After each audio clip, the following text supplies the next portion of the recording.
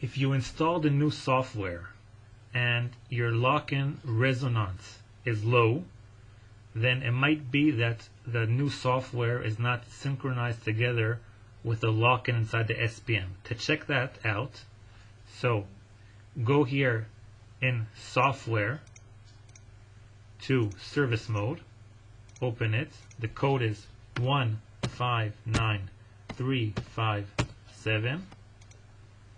Then in Miscellaneous, make sure that you have Auto Reset Lock-in checked.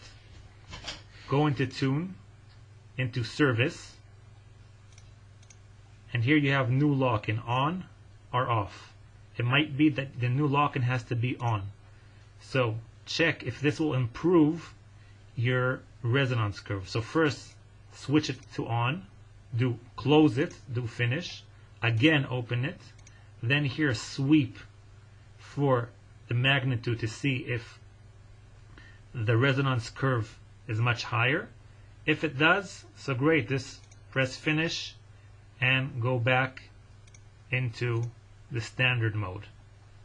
If it doesn't make a difference, then you can just put it back to off, turn it off, and then go back to standard mode.